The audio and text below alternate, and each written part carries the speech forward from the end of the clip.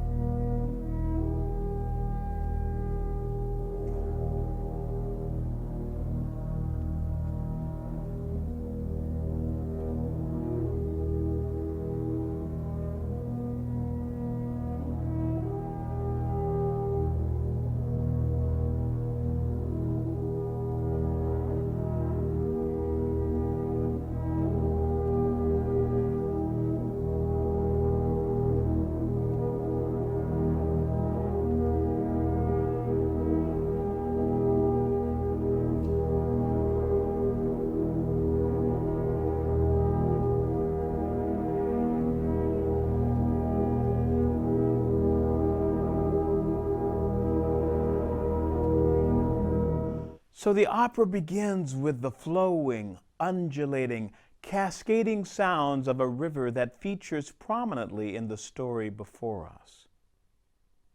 The 3 sisters I mentioned earlier, as you already know, are the Rhine Maidens. They too have their very own theme introduced immediately as they start to sing.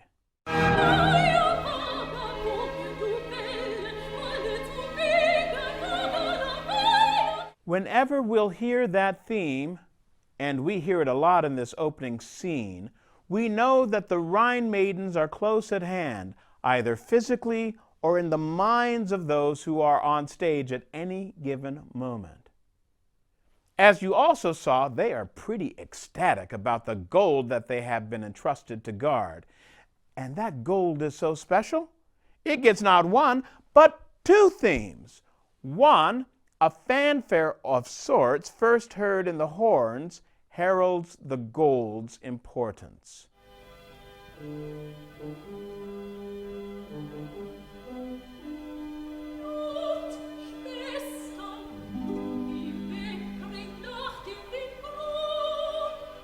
The trumpet later takes up the fanfare, and in their ecstasy over the gold, the Rhine Maidens sing a second motif that is related to the Rheingold.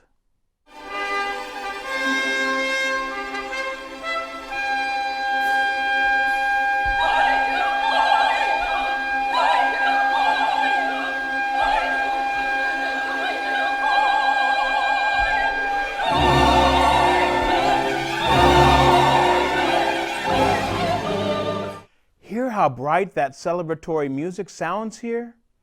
It's important to keep this in mind because it comes back later in this opening scene after the fellow has snatched the gold. Whereas before it signaled celebration, after the theft, it signals woe. And notice how the fanfare motive also returns.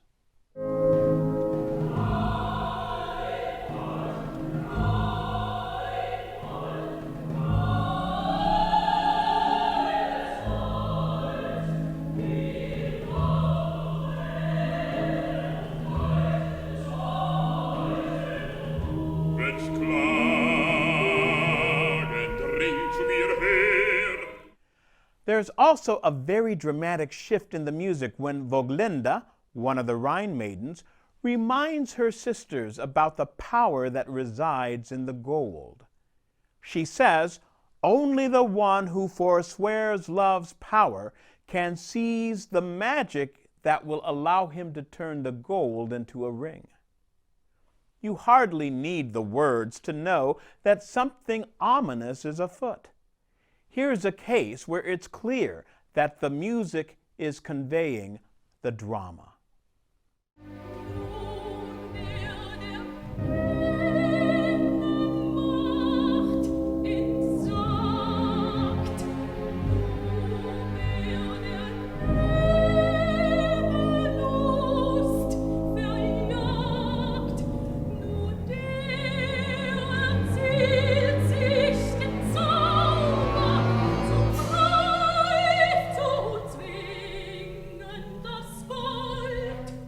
At the very end of this Renunciation excerpt, we have yet another motive that has been sneaking into the orchestral fabric, a motive for the ring itself. It slides by rapidly before the Renunciation occurs, as the Rhine maidens allude to the ring, but the theme itself becomes clearest in the instrumental interlude that links scenes 1 and 2. First, you'll hear the motive for the Renunciation of love, and then you'll hear the theme for the ring itself.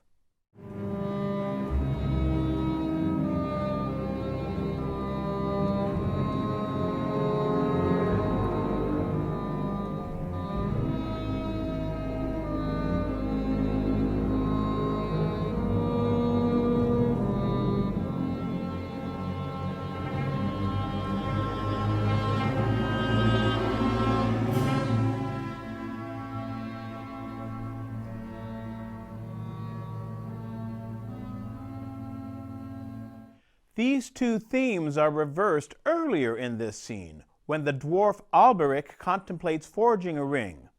And I should say the music tells us he's contemplating this, the words don't. And having decided to forge the ring, he renounces love.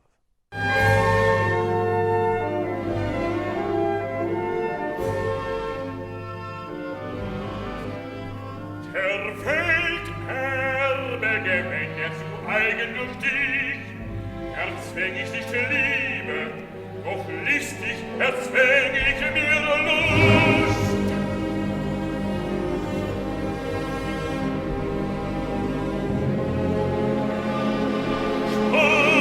Hört nur zu. So here are 6 motives in scene 1 of Das Rheingold. One that describes the Rhine River, another that is associated with the Rhine maidens, 2 that are identified with the gold, with one of those coming in both a celebratory form and a doleful form. 1 that signals the renunciation of love, and a 6th that is identified with the ring. And did I say that that ring will allow the person who wears it to be all-powerful?